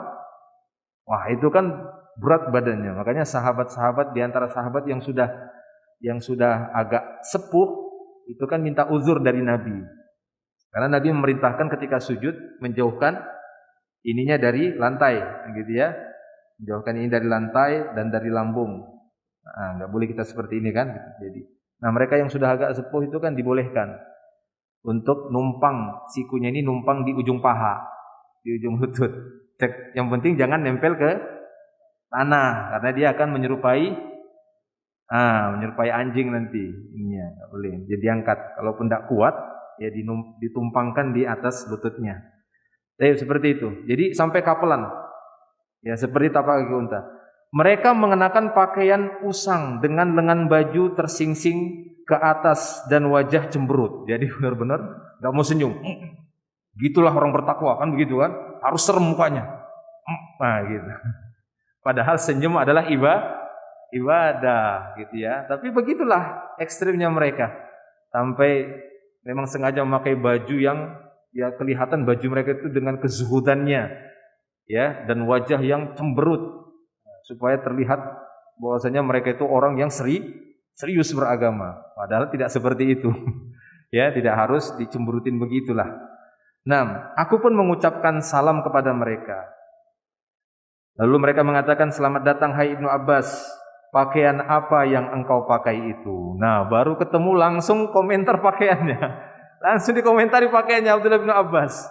Ya, karena dia mengenakan pakaian yang cukup bagus ya dari Yaman.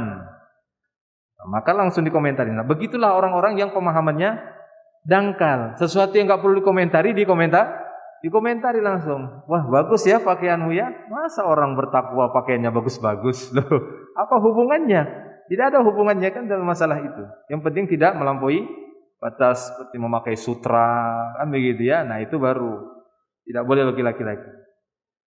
Ya.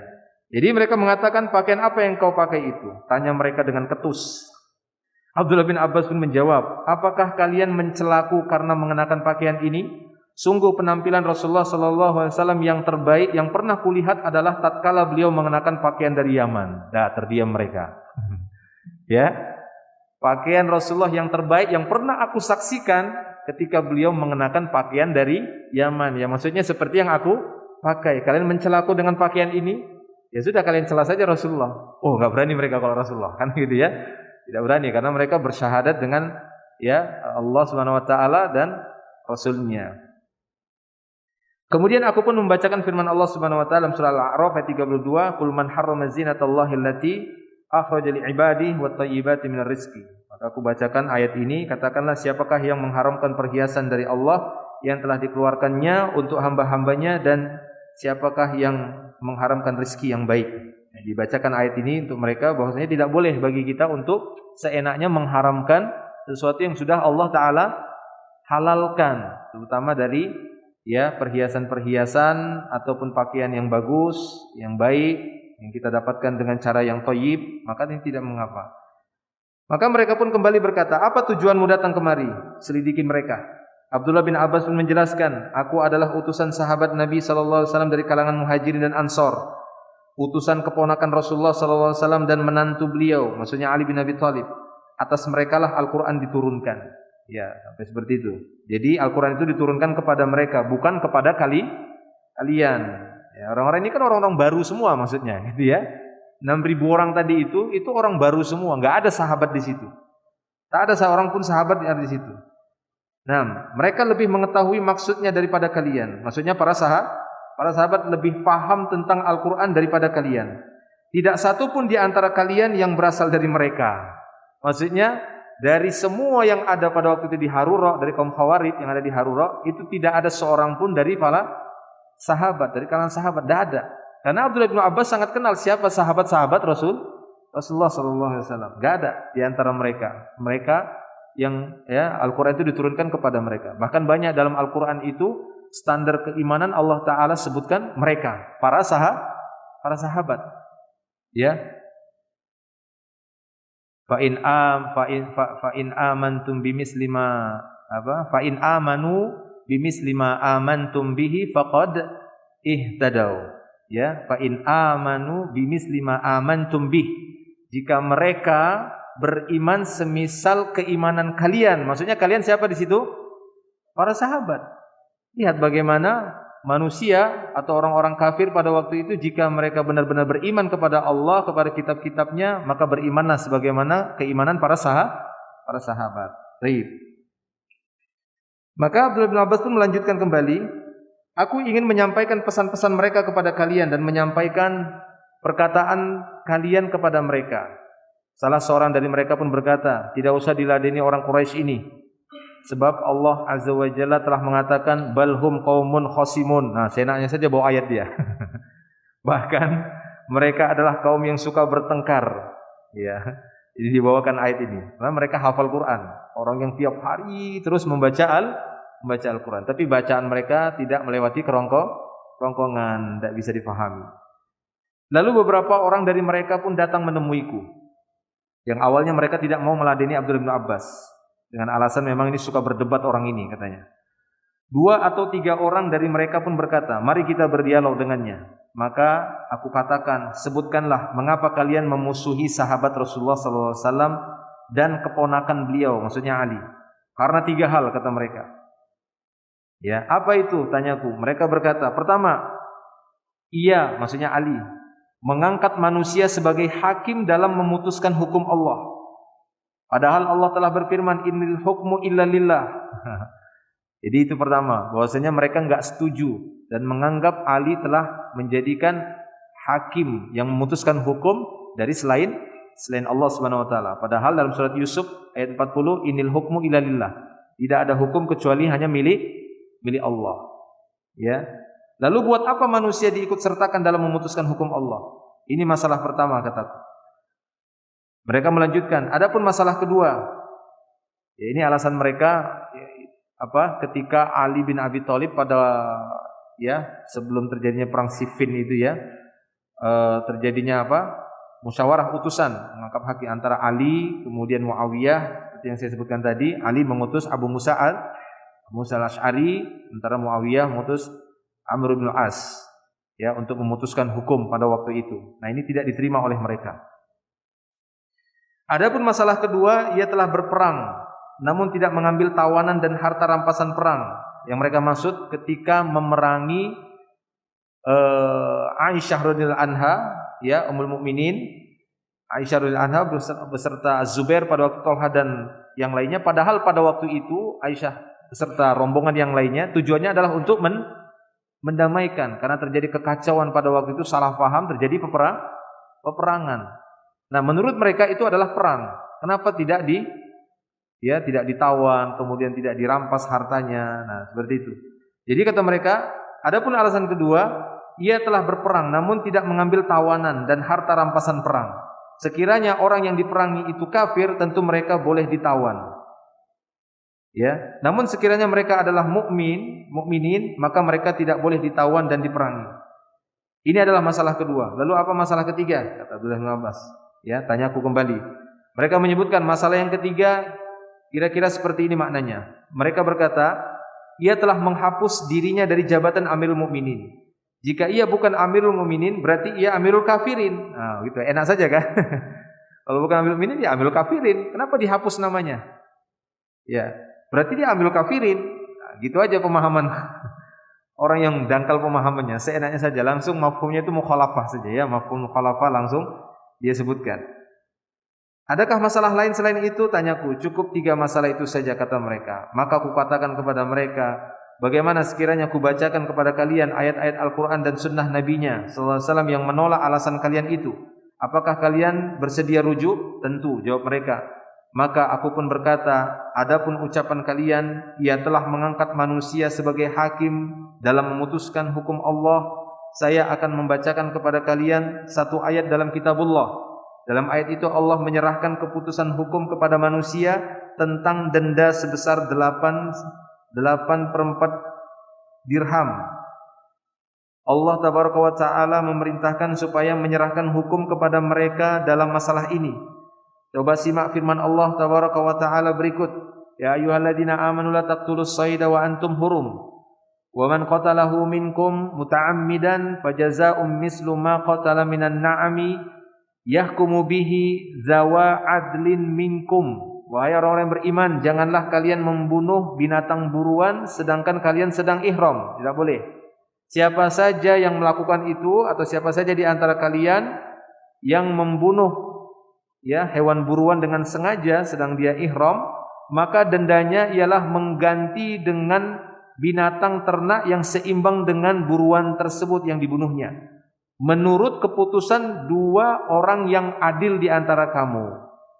Berarti apa? Ada isyarat dari Allah Subhanahu wa taala boleh mengangkat hakim untuk memutuskan hukum Allah Subhanahu wa taala dalam masalah apa? Ibadah, dalam masalah ibadah. Ya, ini orang yang melakukan berburu sedangkan dia sedang ihram. Maka kata beliau, salah satu hukum Allah adalah menyerahkan keputusan hukum kepada manusia untuk menyelesaikan masalah tersebut. Sekiranya dia mau, dia boleh menetapkan hukum dalam masalah tersebut. Maksudnya, kalau sekiranya Allah Ta'ala mau, langsung saja Allah Ta'ala sebutkan berapa dendanya. Ya atau tidak? Langsung Allah Ta'ala sebutkan dendanya.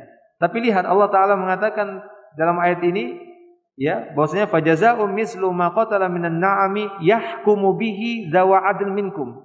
Yang memutuskan hukum itu karena kan harus dinilai gitu ya. Artinya hewan yang dibunuh tadi harus disamakan dengan nilai hewan ternak ya, na'am. Nah, itu harus ada hakimnya yang memutuskan. Berarti Allah Ta'ala membolehkan kita menyerahkan hukum kepada manusia. Demi Allah, manakah yang lebih afdol? Menyerahkan keputusan hukum kepada manusia untuk mendamaikan 2 pihak yang bertikai dan untuk menghentikan pertumpahan darah, ataukah menyerahkan keputusan hukum kepada manusia untuk menentukan nasib seekor kelinci? Ya, karena kan dulu banyak kelinci lagi ihram gitu, perjalanan gitu kan, labbaik Allahumma labbaik, lagi jalan gitu, ada kelinci lewat. Ya kan? Kelinci. Nah, ini kemudian diburu. Kena mati. Nah, ini kan harus membayar, mengganti. Ini harus dipanggil hakimnya untuk berapa ini harus dibayar, diganti diatnya. Nah, seperti itu.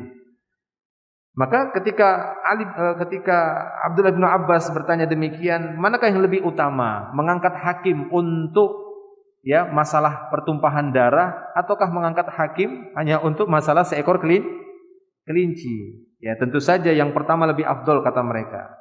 Sudah selesai berarti ya. Berarti selesai. Artinya alasan mereka yang pertama itu sudah dibantah, ya sudah diterangkan dan dijelaskan bahwasanya tidak ada masalah dengan perbuatan Ali dengan mengangkat hakim dalam pertikaian antara kubunya Muawiyah dengan Ali bin Abi Thalib. Abdullah bin Abbas pun melanjutkan, dan Allah menyerahkan keputusan hukum kepada manusia dalam menyelesaikan masalah suami istri. Nah, demikian juga Allah Ta'ala menyerahkan keputusan hukum kepada manusia dalam menyelesaikan masalah pertikaian antara suami istri. Jadi ketika suami istri bertikai, diangkat hakim. Satu hakim dari pihak suami, satu hakim dari pihak istri. Wa in khiftum shiqaqa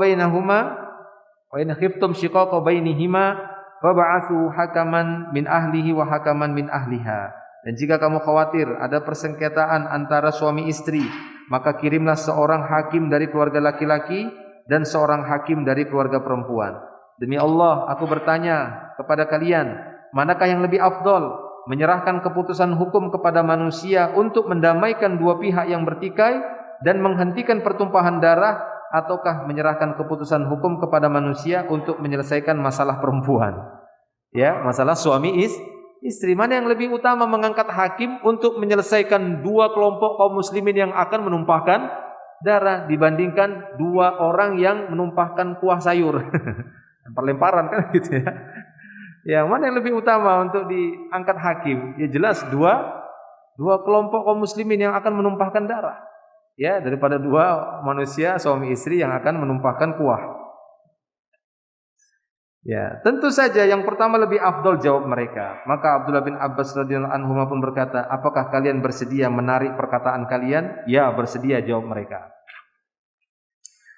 Kemudian Abdullah bin Abbas pun berkata kembali, adapun alasan kalian berperang tapi tidak mengambil tawanan dan harta rampasan perang, maka apakah kalian mau menawan Ummul Mukminin Aisyah? Nah, ini ya isyarat kepada perang Jamal, karena pada waktu itu terjadi peperangan antara kelompoknya Aisyah radhiyallahu anha, rombongannya beserta rombongan yang waktu itu mendukung Ali bin Abi Thalib.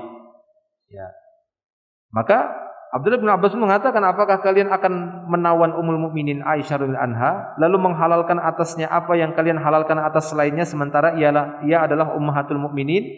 Jika kalian katakan kami menghalalkan atasnya apa yang dihalalkan atas selainnya, berarti kalian telah kafir. Jika kalian katakan ia bukan ummul mukminin, maka kalian pun telah kafir, karena Allah Ta'ala berfirman, an-nabiyyu aula bil mu'minin min anfusihim wa azwajuhu ummahatuhum. Nabi itu lebih utama bagi orang-orang beriman daripada diri mereka sendiri, dan istri-istri beliau adalah ibu-ibu kaum mukminin. Jadi kalian berada di antara dua kesesatan. Silahkan pilih salah satu di antara keduanya. Apakah kalian bersedia menarik ucapan kalian? Ya, kami bersedia, kata mereka. Ya. Dan pada waktu itu peperangan itu pun bukan tujuannya untuk perang terjadinya dua rombongan itu. Ya. Karena sebelumnya sudah terjadi surat menyurat antara Tolhah pada waktu itu Az-Zubair yang tujuannya untuk melakukan pertemuan dengan Ali bin Abi Thalib. Tapi karena waktu itu kondisinya kacau, suara sini suara situ, akhirnya terjadi peperangan. Ya, secara tidak sengaja sebenarnya ketemu, kemudian terjadi peperangan, sehingga tidak boleh. Kalaupun sekiranya benar itu peperangan di antara dua kaum muslimin, maka tidak boleh diperlakukan seperti berperang kepada orang-orang kafir yang harus ditawan, kemudian diambil harta mereka jadi ghanimah. Tidak demikian. Baik, itu yang kedua, selesai. Kemudian Abdullah bin Abbas radhiyallahu anhu melanjutkan, adapun alasan ketiga, ia telah menghapus dirinya dari jabatan Amirul Mukminin, maka aku akan memberikan contoh dari orang yang kalian cintai. Sesungguhnya Rasulullah sallallahu alaihi wasallam pada hari Hudaybiyah saat menandatangani perjanjian gencatan senjata dengan kaum musyrikin, beliau berkata kepada Ali, "Wahai Ali, tulis." Ya, pada waktu itu dalam perjanjian. Ini adalah perjanjian yang dibuat oleh Muhammad Rasulullah. Dibuat oleh siapa? Muhammad Rasulullah pada waktu itu. Orang-orang musyrik pada waktu itu pun berkata, kalaulah kami mengetahui bahwa engkau adalah utusan Allah, tentu kami tidak akan memerangimu. Ini kata orang musyrik pada waktu itu. Maka Rasulullah sallallahu alaihi wasallam pun berkata, "Hapuslah tulisan itu wahai Ali. Ya Allah, sesungguhnya engkau tahu bahwasanya aku adalah utusanmu. Hapuslah wahai Ali dan tulislah ini adalah perjanjian yang dibuat oleh Muhammad bin Abdullah." Beliau tidak menyebutkan namanya Muhammad Rasulullah, tapi Muhammad ibnu Abdullah. Beliau hapus kalimat Rasulullah itu. Demi Allah, Rasulullah sallallahu alaihi wasallam tentu lebih baik daripada Ali. Beliau telah menghapus dirinya dari jabatan kenabian, namun bukanlah berarti jabatan tersebut terlepas dari beliau. Apakah kalian bersedia menarik ucapan kalian? Ya, kami bersedia, jawab mereka. Ya, maka mereka pun bersedia karena sudah disebutkan bahwasanya Nabi sendiri pernah menghapus nama Rasulullah dari namanya karena untuk ya sebuah kemaslahatan pada waktu itu. Maka kata beliau selanjutnya, 2.000 orang dari mereka pun rujuk kepada kebenaran. Insyaallah ya. 2.000. Sementara mayoritas dari mereka tetap bersikeras membangkang terhadap Ali. Berarti berapa sisanya? Kurang lebih 4.000 lah ya berdasarkan riwayat ini. Mereka pun mati di atas kesesatan setelah diperangi oleh kaum Muhajirin dan Ansor. Taib, ya. Riwayat ini disebutkan oleh Abdul Razzaq dalam Musannafnya dan yang lainnya, dan riwayat ini sahih kata beliau. Taib, jelas ya. Itu contoh kisah bagaimana orang-orang yang ya kaum Khawarij ataupun orang-orang yang sangat dangkal pemahamannya, semangat beribadahnya, ya, namun dangkal pemahamannya maka akan mengakibatkan salah paham dan bisa mengakibatkan apa tadi? Peperangan dan pertumpahan darah dalam hal ini. Nah, sudah selesai kan ya? Nanggung ini. Jadi pulang antum tidak bawa subhat. Yang keenam kata beliau, kandungan bab yang keenam. InsyaAllah ya, semoga Allah SWT memberikan pahala yang berlipat ganda, memberikan ilmu yang bermanfaat untuk kita semua ya. Yang keenam kata beliau, oleh sebab itu memahami kitabullah dan sunnah rasulnya haruslah dengan pemahaman salaful ummah. Itulah faham yang paling benar, yang tergolong ketaatan yang paling penting ya. Jadi memahami kitabullah, Al-Quran dan sunnah rasulnya haruslah dengan pemahaman salaful ummah, yaitu pendahulu umat ini. Siapa yang paling mendahului? Para sahabat. Itulah yang mendasari para ulama sering menyebutnya dengan pemahaman salafi. Ya, pemahaman salaf. Orang-orang yang mengikuti salafus soleh ini dikatakan salafi. Tapi sekarang ditambah lagi salafi wahabi. Anda tidak tahu lah itu siapa. Padahal salafi itu penisbatan, ya nisbahnya itu maksudnya ingin menisbatkan diri dengan pemahaman generasi terbaik, atau menisbatkan diri kita dengan pemahaman yang membawa Islam ini yang pertama. Siapa itu? Nabi Muhammad. Karena Nabi Muhammad SAW pernah juga berkata dalam sabdanya sebelum beliau wafat, ketika beliau memberikan wejangan kepada putrinya yang tercinta. Siapa itu? Ya, Fatimah. Ketika beliau mengatakan, ini beberapa waktu sebelum beliau wafat, yang membuat Fatimah waktu itu menangis. Ya, beliau mengatakan kepada anak perempuannya, "Ittaqillah wasbiri." Inilah seorang ayah memberikan nasihat kepada anaknya, dan beliau sudah melihat tanda-tanda sudah dekatnya ajalnya. Beliau memberikan wejangan kepada anak perempuannya, "Ittaqillah wasbiri." Bertakwalah kamu kepada Allah, anakku, anak perempuanku, dan sabarlah ya, sabar. Nah, begitu. Ni'mas salaf ana laki. Ni'mas salaf ana laki kata Rasulullah. Sebaik-baik salafmu itu aku. Maksudnya apa? Sebaik-baik pendahulumu adalah aku. Maksudnya jadikan aku pendahulumu, jadikan aku tauladanmu, ikutanmu. Nah, disitulah mendasari para ulama sering menyebut dengan salafus saleh. Ya, para sahabat itu juga adalah ya, salafnya umat ini, pendahulunya umat ini. Orang-orang yang di belakang kita ini ya berusaha mengikuti mereka dan menisbatkan diri dengan orang yang terdahulu. Salafi. Ya, jangan diejek lagi. Salafi itu salah pilih gitu lagi. Ya, salafi, wahabi, apa lagi bilang? Takfiri ya. Salafi enggak ada yang takfiri. Ya. Masyaallah. Begitulah fitnah akhir zaman. Taib. Jadi ini kata beliau, bahwasanya oleh sebab itu memahami kitabullah dan sunnah rasulnya haruslah dengan pemahaman salaful ummah. Itulah faham yang paling benar, yang tergolong ketaatan yang paling penting, amalan taqarrub yang paling penting, dan karunia yang paling agung. Sebagaimana dikatakan oleh Al-Allamah Ibnu Qayyim Al-Jauziyah di dalam kitabnya Madarijus Salikin, Beliau membawakan firman Allah Subhanahu wa taala, "Wa Daud wa Sulaimana idh yahkumani fil harthi idh nafashat fihi ghanamul qaumi wa kunna li hukmihim syahidin.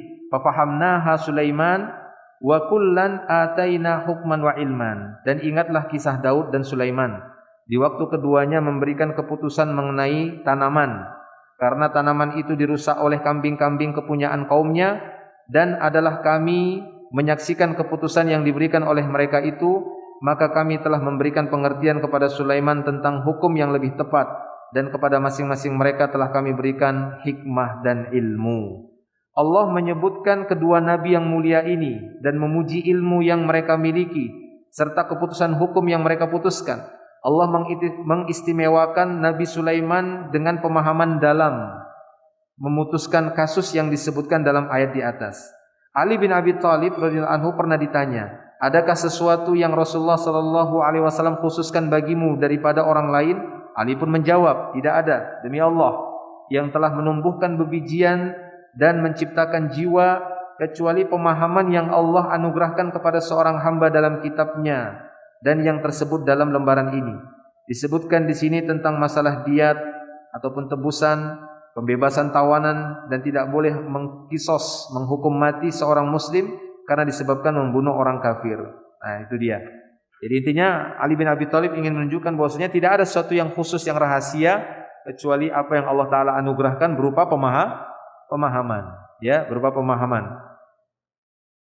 Di dalam surat Umar pernah mengirimkan surat, Umar bin Khattab, yang dia kirimkan kepada Abu Musa al-Asy'ari radhiyallahu anhuma. Di sana disebutkan di dalam suratnya Umar tersebut, ya, Umar mengatakan, "Pegang teguhlah pemahaman yang benar yang telah dianugerahkan kepadamu." Jadi penting ya pemahaman itu, dan pemahaman itu adalah anugerah, ya, merupakan fadlullah. Itu yang perlu kita cari. Sembari kita banyak berdoa supaya kita diberi pemahaman yang benar, ya, didalamkan pemahaman kita sebagaimana doa Rasulullah kepada Abdullah bin Abbas, "Allahumma faqihu fiddin," ya Allah faqihkanlah dia dalam agama. Itu kita minta kepada Allah, "Allahumma faqihni fiddin."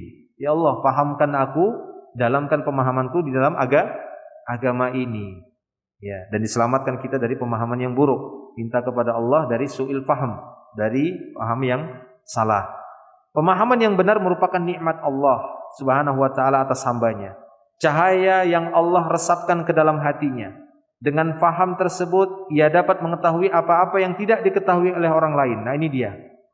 Ini dia merupakan fadlullah tadi, karunia Allah, anugerahnya, yaitu berupa pemahaman. Masya Allah, ini nikmat yang besar, yang itu tidak dia berikan kepada orang lain.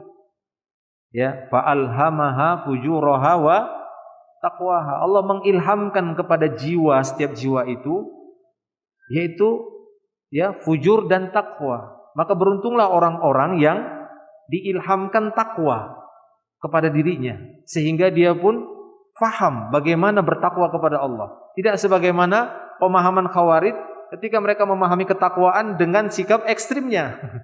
Ya kan? Karena mereka menyangka itu ketakwaan. Taib. Jadi dia. Ini kata beliau, ini merupakan kenikmatan.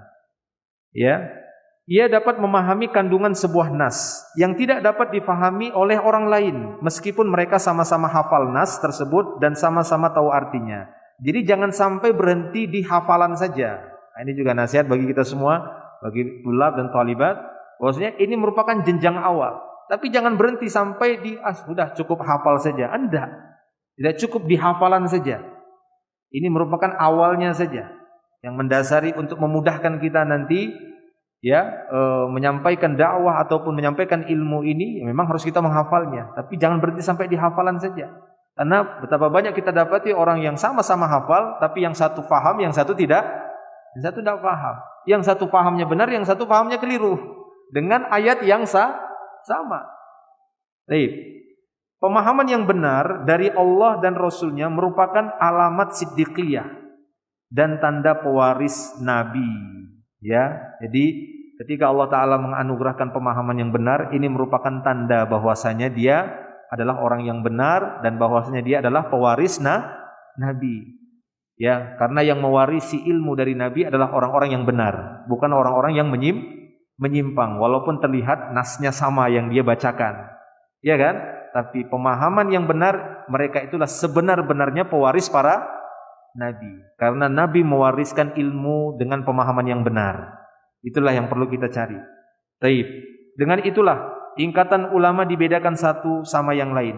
Sehingga pemahaman satu orang dapat setara dengan pemahaman 1000 orang.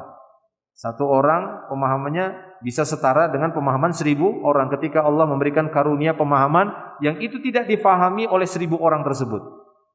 Ya, itu tidak dipahami. Kelihatannya sepele mungkin orang tersebut. Ya, dia tidak menghafal 30 juz Al-Quran, dia tidak menghafal 6.000-an ayat, dia hanya menghafal beberapa ayat saja. Bahkan mungkin dia hanya menghafal surat Al-Fatihah saja. Karena untuk sholat 5 waktu sama kul-kulan. Tapi pemahamannya terhadap agama Allah anugerahkan kebenaran dibandingkan seorang yang menghafal 6.000-an ayat tapi tidak paham ataupun salah paham. Nah, ini dia. Namun ini bukan berarti kalau begitu yang penting pemahaman saja, tidak perlu kita menghafal Al-Quran. Ya jangan pula begitu. Penting bagi kita juga untuk menghafal Al-Quran. Baik. 6. Jadi ini kata beliau, sehingga pemahaman satu orang dapat setara dengan pemahaman 1000 orang. Coba lihat pemahaman yang dimiliki oleh Abdullah bin Abbas radhiyallahu anhuma, Umar, para sahabat peserta peserta perang Badar dan lainnya bertanya kepada Abdullah bin Abbas tentang surat An-Nasr. Idza jaa nasrullahi wal fath. Apabila telah datang pertolongan Allah dan kemenangan. Abdullah bin Abbas radhiyallahu anhuma telah diistimewakan dengan pemahaman yang dalam tentang surat tersebut. Ibnu Abbas berkata surat ini merupakan pemberitahuan dari Allah Subhanahu wa taala tentang kepergian Rasulullah sallallahu alaihi wasallam untuk selama-lamanya. Pemberitahuan bahwa ajal beliau sudah dekat.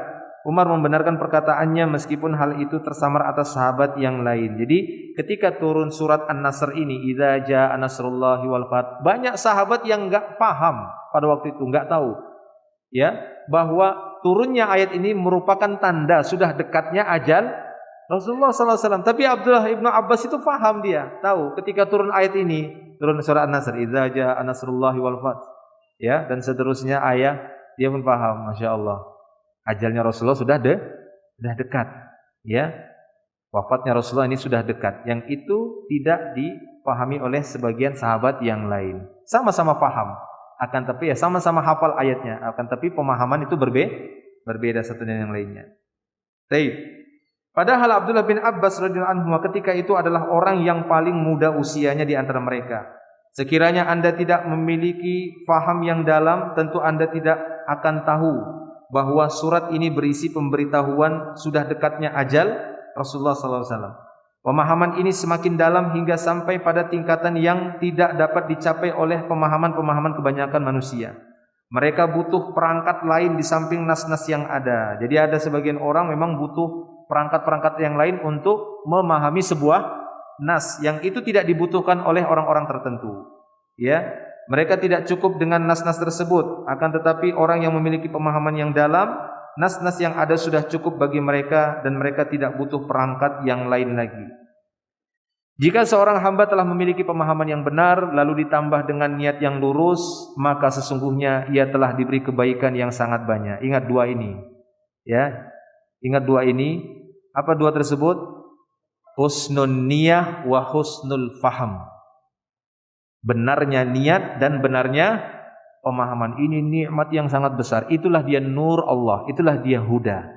Ketika niat kita itu lurus dan pemahaman juga lurus. Niat kita benar, pemahaman benar. Satu aja kurang, maka akan terjadi penyimpangan, akan terjadi kerugian. Pemahaman kita benar sesuai dengan pemahaman salafus saleh, tapi niat salah. Beruntung atau buntung? Buntung, ya, rugi. Atau sebaliknya, ya, atau kita balik. Niatnya benar tapi pemahamannya keliru. Itulah khawarij. Niatnya benar atau tidak? Niatnya benar, ingin bertakwa kepada Allah Subhanahu wa taala, ingin membela agama Allah Subhanahu wa taala. Itu niat mereka, tujuan mereka, tapi pemahamannya salah, menyimpang pemahamannya. Sebagaimana dikatakan oleh Ibnu Qayyim Al-Jauziyah rahimahullah dalam kitabnya I'lamul Muwaqqi'in sebagai berikut. Faham yang benar dan niat yang lurus merupakan nikmat Allah yang paling agung yang dianugerahkan kepada seorang hamba. Nah itu dia. Ya, semoga Allah menganugerahkan dua hal ini.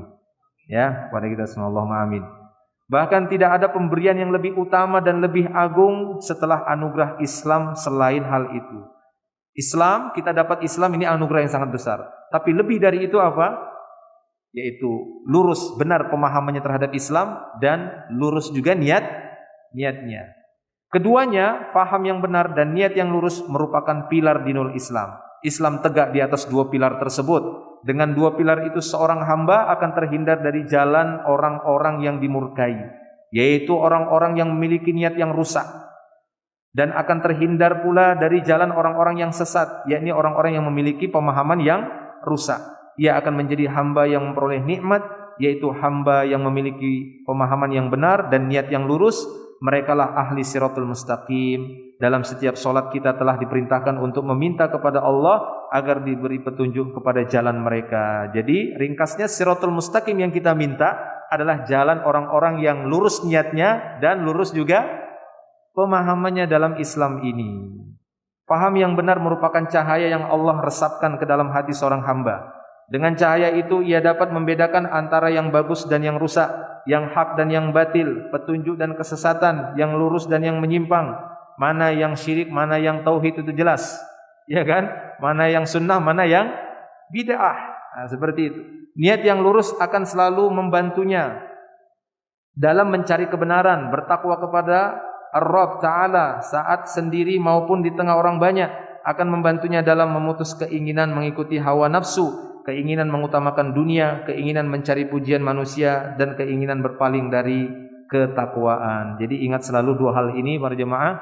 Nantiasa kita mengingat hal ini, dan itu merupakan alamat kebahagiaan dan merupakan tanda bahwasanya seorang itu berada di atas siratal mustaqim. Kita berusaha untuk meluruskan niat dan memperbaiki niat kita, membenarkan niat kita di dalam agama Allah, dalam ibadah, dalam amal saleh, dan luruskan pemahaman dengan mengikuti tuntunan Nabi SAW dan pendahulu-pendahulu yang saleh dari para sahabat dan generasi setelahnya, para ulama yang mengikuti jejak mereka.